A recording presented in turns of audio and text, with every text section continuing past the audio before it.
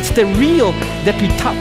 The door, the window, the threshold, the bed, such prosaic objects. And yet I try in every building to take that virtual world, which is so enigmatic and so rich, and create something in the real world. Create a space for an office, a space of sustainability that really works between that virtuality and yet can be realized as something real. Unexpected versus habitual. What is a habit? It's just a shackle for ourselves. It's a self-induced poison. So the unexpected is always unexpected. You know, it's true. The cathedrals as unexpected will always be unexpected. You know, Frank Gehry's building, they will continue to be unexpected in the future. So not the habitual architecture that instills in us the false sort of stability, but an architecture that is full of tension, an architecture that goes beyond itself to reach a human soul and a human heart, and that breaks out of the shackles of habits. And of course, habits are enforced by architecture. When we see the same kind of architecture, we become immured in that world of those angles, of those lights, of those materials. We think the world really looks like our buildings, and yet our buildings are pretty much limited by the techniques and wonders that have been part of it. So again, the unexpected, which is also the raw. And I often think of the raw and the refined. What is raw? The raw, I would say, is the naked experience, untouched by luxury, untouched by the expensive materials, untouched by the kind of refinement that we associated with high culture.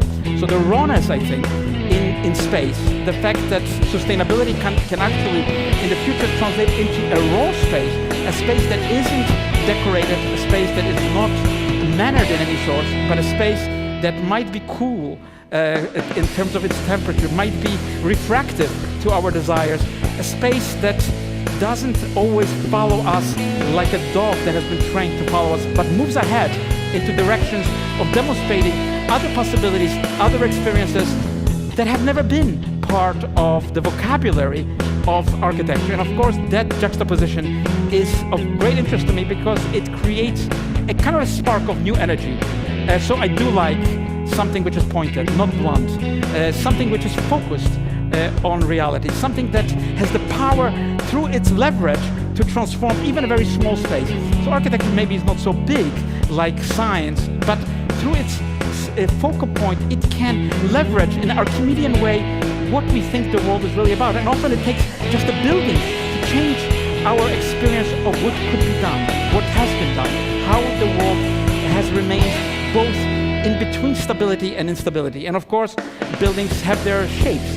Those shapes are difficult to change, and yet I do believe that in every social space, in every public space, there is a desire to communicate more than just that blunt thought, that blunt technique, but something that pinpoints and can pinpoint in various directions, forward, backward, sideways, and around. So that is indeed what is memory. Because I believe that my main interest is memory.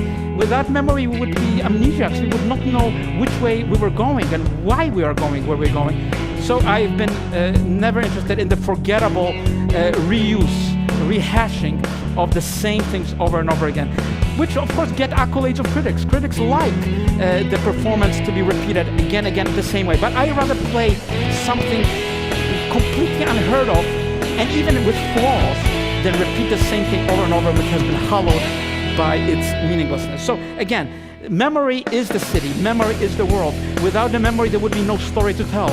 There would be nowhere to turn. The memorable, I think, is really our world, what we think the world is, and it's not only our memory, but those who remember us. Which means that architecture is not mute. It's an art of communication. It tells a story. The story can reach into obscure desires. It can reach into sources that are not explicitly available. It can reach into millennia that have been buried and return them in a just and unexpected equity. So again, I think the notion that the best architecture is silent has never appealed to me. Silence maybe is good for a cemetery, but not for a city. Cities should be full of vibrations, full of sound, full of music, and that indeed is the architectural mission that I believe is important, is to create spaces that are vibrant, that are pluralistic, that can transform the most prosaic activities and raise them to a completely different expectation. Create a shopping center or a swimming place that is more like a museum than like entertainment. And these are our dreams. And of course, risk. I think architecture should be risky. it costs a lot of money and so on. But yes, it should not play it safe. It should not play it safe, because if it plays it safe, it's not moving us in a direction that we want to be. And I think, of course, a risk is what underlies the world. A world without a risk would not be worth living. So yes, I do believe that the risk we take in every building, risks to create spaces that have never been cantilevered to that extent, risks of spaces that have never been so dizzying as they should be for a pioneering city, risks that really move architecture, even with all its flaws, into a space which is much better than the ever again repeated hollowness of a ready-made thing. And of course, that is finally what I believe architecture to be. It's about space. It's not about fashion. It's not about decoration. It's about creating with minimal means something which cannot be repeated, cannot be simulated in any other sphere. And that, of course, is the space that we need to breathe, is the space we need to dream. These are the spaces that are not just luxurious spaces for some of us, but are important for everybody in this world. So again, it's not about the changing fashions, changing theories. It's about carving out a space for trees. It's a carving out a space where nature can enter the domestic world of a city. A space where something which has never seen a light of day can enter into the inner workings of a density. And I think that is really the nature of architecture. Now, I am a believer in democracy. I don't like beautiful buildings built for totalitarian regimes, where people cannot speak, cannot vote, cannot do anything. We too often admire those buildings. We think they're beautiful. And yet when I think of the poverty of society, which doesn't give freedom to its people, I don't admire those buildings. So democracy, as difficult it is, I believe in it. And of course, at Ground Zero, what else? It's such a complex project. It's emotional. There are so many interests. It's political. There are so many parties to this project. There are so many interests. There's money, there's political power, there are emotions of the victims. And yet, in all its messiness, in all its difficulties, I would not have liked somebody to say, this is the tabula rasa, Mr. Architect, do whatever you want. I think nothing good will come out of that. I think architecture is about consensus, and it is about the dirty word, compromise. Compromise is not bad.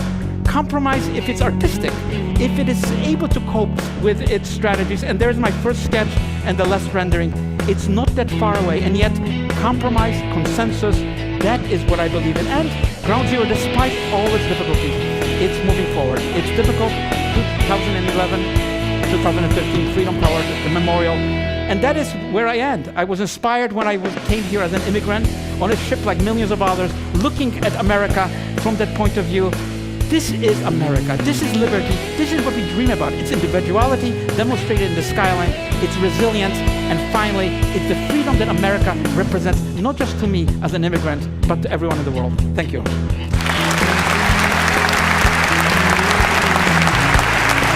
got a question. So, have you come to peace with the process that happened at Ground Zero and the loss of the original incredible design that you came up with? Look, we have to cure ourselves of the notion that we are authoritarian, that we can determine everything that happens. We have to rely on others and shape the process in the best way possible. I came from the Bronx. I was taught not to be a loser, not to be somebody who just gives up in a fight. You have to fight for what you believe. You don't always win everything you want to win, but you can steer the process, and I believe that what will be built at Ground Zero will be meaningful, will be inspiring, will tell other generations of the sacrifices, of the meaning of this event, not just for New York, but for the world. Thank you so much, Daniel. Thank you. Thank you.